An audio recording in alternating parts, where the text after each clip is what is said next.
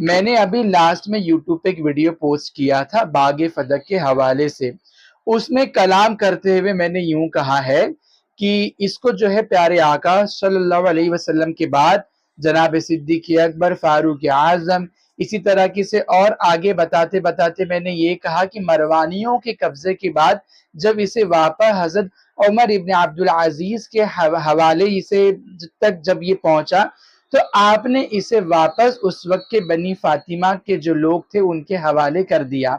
اب اس سے روافظ تو روافظ، پر کچھ وہ لوگ جو اپنے آپ کو سنی کہتے ہیں پر ان کے دل میں شاید رفض کے پھپولے اٹھتے ہیں، انہوں نے اس پر یہ اعتراض کیا کہ دیکھیے، کیونکہ معاذ اللہ صدیق اکبر نے جو ہے یہاں پر کمی کر دی، اسی لیے حضرت عمر ابن عبدالعزیز نے جو ہے اس کو واپس لوٹا دیا۔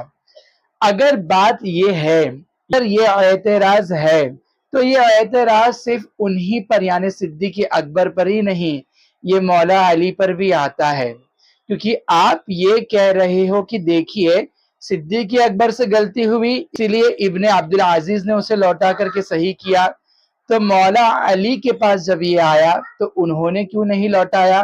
معاذ اللہ میں تو اس پہ کچھ نہیں کہتا، پر آپ کو بتانا ہوگا کہ کیوں نہیں لوٹایا۔ کیا آپ یہ کہہ رہے ہیں کہ حضرت عمر ابن عبدالعزیز جو ہے مولا علی جو نہیں کام کر سکے وہ انہوں نے کیا؟ اسی کٹ گھرے میں پھر آپ امام حسن، امام حسین، حضرت علی ابن حسین، حسن ابن حسن اور زید ابن حسن رضی اللہ تعالی عنہم، ان سب کو جو ہے آپ اس کٹ گھرے میں کھڑا کر دیں گے۔ اگر آپ یہ کہتے کہ نہیں بھئی آپ کا اعتراض ایسا نہیں ہے تو پھر کیا بات ہے کہ آپ صدیق اکبر پر بھونکیں اور اہل بیت کی آپ جو جھوٹی محبت میں سچ بھی نہیں بول پا رہے ہیں، اس کا مطلب آپ وہاں پر جھوٹ بول رہے ہیں، یہ آپ کو ایکسپٹ کرنا ہی پڑے گا۔ آئیے اس کو میں کلیئر کرنے کے لیے وہ جو ابو داؤد کی حدیث ہے حضرت عمر ابن عبدالعزیز، ان کی وہ حدیث کو میں جو پڑھتا ہوں اور اس پر تبصرہ کرتا ہوں، ذرا اس حدیث پہ غور کیجئے۔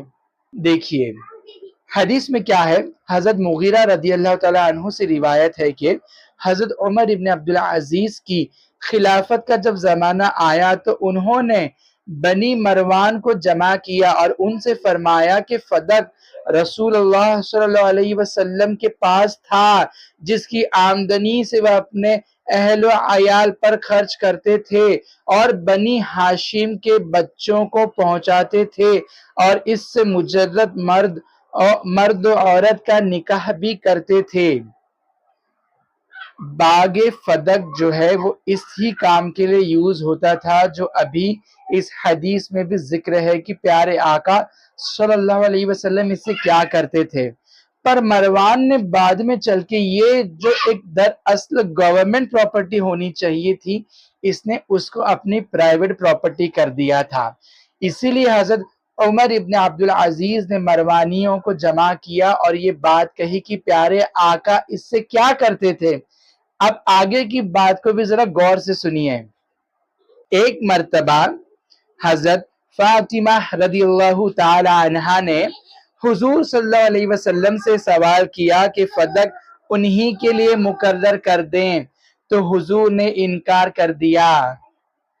اما فاطمہ نے جو ہے اس کا مطالعہ صرف صدیق اکبر سے ہی نہیں کیا، اس حدیث سے پتا چل رہا ہے کہ پیارے آقا سے بھی اس کا مطالعہ کیا، یعنی یہ کہا کہ اسے مجھے دے دیا جائے، جس پر حضور نے بھی منع کیا۔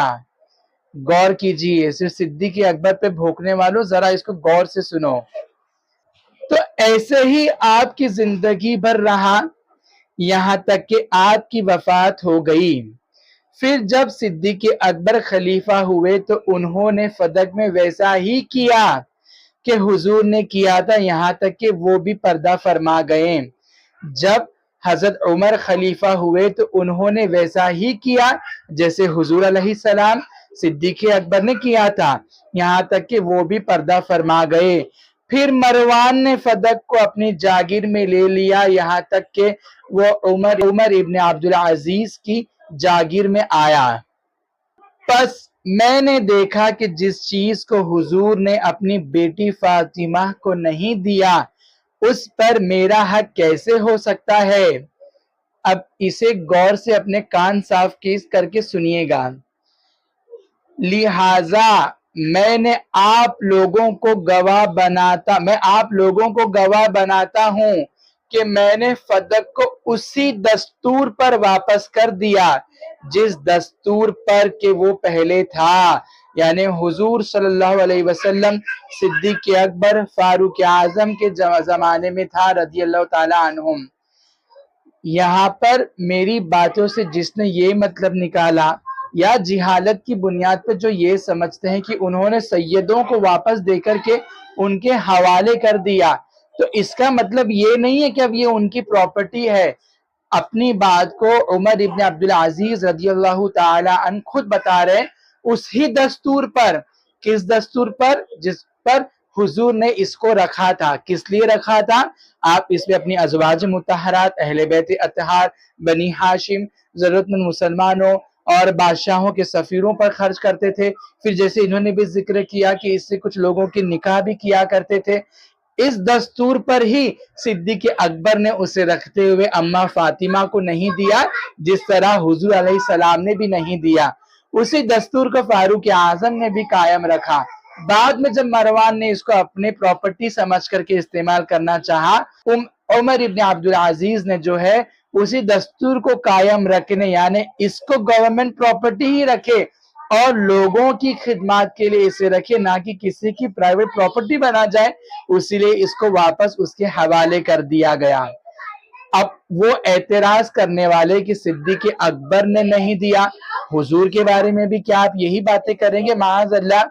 یہ اعتراض کرنے والے کہ صدیق اکبر نے جو ہے اس کو نہیں دے کر کے اماں فاطمہ کو صحیح نہیں کیا اور حضرت عمر ابن عبدالعزیز نے دے کر کے صحیح کیا، تو مولا علی، امام حسن، امام حسین اور دیگر اہل بیت کے جو ہے ہمارے پیارے آقاؤں کی شان میں بھی آپ لوگ گستاخی کر رہے ہیں۔